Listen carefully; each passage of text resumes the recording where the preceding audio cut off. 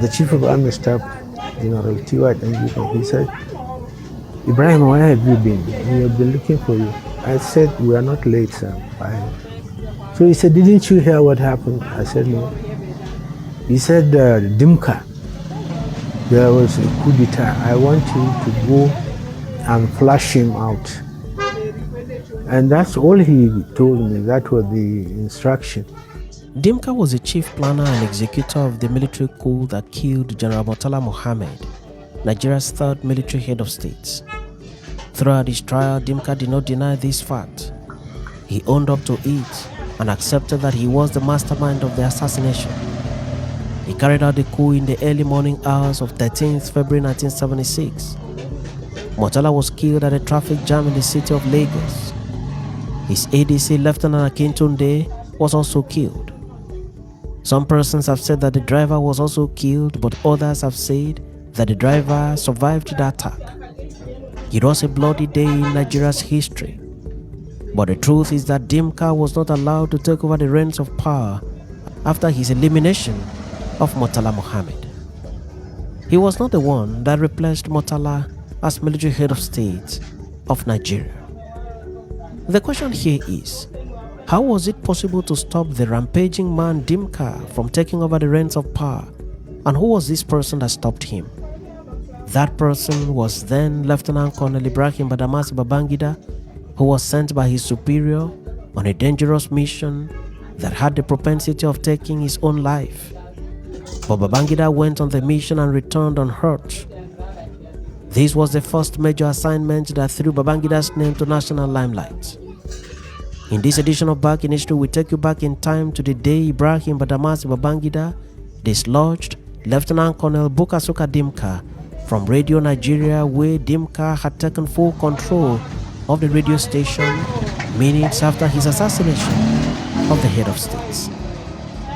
In an interview which he granted many years after leaving office as military president of Nigeria, as made public by Symphony, an online media platform, General Ibrahim Babangida recounted his role in the stoppage of Dimka's coup. Here is what he said, in quote: "We had what is called the Chief of Army Staff's Day, which held on that very day, 13th February 1976. A conference was scheduled to hold on the reorganization of the Nigerian Army. I remember that in the morning they were looking for me at the Army headquarters. I did not get into the office at the time. So when I got in, everyone said, 'Where have you been? They've been looking for you.' So I said, 'But I am not late.' I looked at my watch and said, 'I am not late. The conference is scheduled to start by 9 a.m. It is not yet 9. I was unaware of what had taken place. I did not know, quite frankly, what had taken place at the time. I went upstairs to see my boss, the Chief of Army Staff, General Theophilus Danjuma.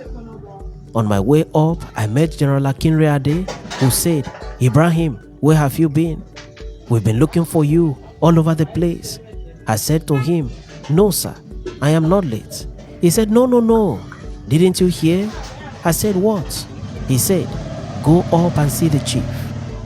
I left him and went up to see the Chief of Army Staff. I went and met him. He asked, 'Ibrahim, where have you been? We've been looking for you. Didn't you hear what just happened? That there is a coup?' I said, 'No, sir, I did not hear.' He said, 'Dimka just staged a coup. I want you to go and flush him out.' That was all he said to me. That was the instruction."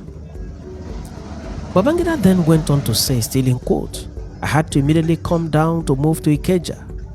That is where my troops were. They were at Ikeja barracks.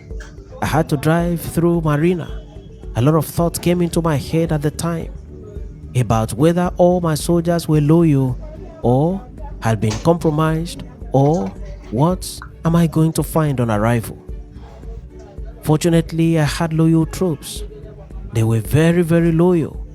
So I went into the cantonment to join the troops. That was what happened." In August 2021, General Ibrahim Babangida granted interview to Ladi Akeredolu of Channels Television one of Nigeria's leading media outfits. The interview was held at Babangida's home in Minna, Niger State, where Babangida is from, and several questions were thrown at Babangida, one of which was how he was able to approach Radio Nigeria and dislodge Dimka in 1976, while Babangida went to the radio station unarmed, whereas the order from his superior was for him to storm the radio station and dislodge Dimka.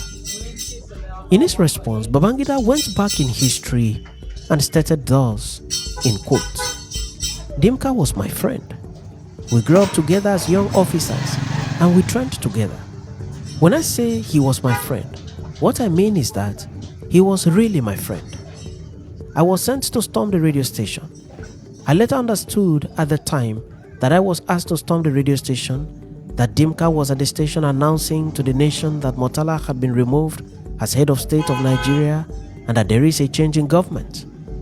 But storming the radio station, as I was commanded to do, would have led to many casualties. Maybe a lot of you journalists that were working in the station at the time would have been killed. So I took advantage of my closeness and relationship with him and moved into the radio station. As a human being, I believed then in my mind that he, Dimka, would not see me coming unarmed and put a bullet on my head. I believed there in my mind that he would give me a chance and wouldn't do that. It is just like in our military training, where you are taught it is immoral to kill an unarmed man or someone who raises a white flag. Rather, you allow him to come, you then arrest him and put him aside and continue. Both of us, I and Dimka, know that as part of our training, that you do not shoot and kill an unarmed man. But I went into the radio station unarmed. It was a risk. It was a serious risk. But someone needed to take the risk. End of quotes. This is how Ibrahim Babangida risked his life to move into the studios of Radio Nigeria to stop an ongoing coup process. He entered the studio and dislodged Dimka from the console. He succeeded in making Dimka to abandon his mission and flee the studio. That was the end of the coup, the leader of the coup, Lieutenant Colonel Bukasuka Dimka, having been dislodged. Radio Nigeria was very critical to every coup plotter in Nigeria at the time. It was the only available medium of mass dissemination of information across the length and breadth of Nigeria, and there was no coup plot without an assignment of one of the coup plotters or more to the radio station for prompt announcement at the appropriate moment, mostly when the head of government has either been removed and kept away or been killed and his seat taken.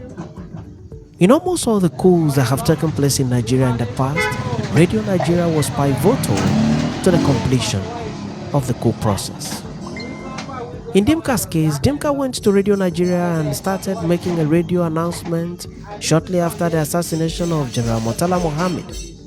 He announced to Nigerians that Murtala had been removed from office and that Nigerians should, in his words, await further directives. He continued with the announcement until he was dislodged by Ibrahim Babangida.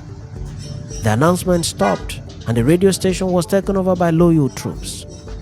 Dimka escaped and fled to Jos, and from Jos he fled to Afikpo in Abakaliki in present-day Ebonyi State, where he eventually surrendered himself to a police officer on duty.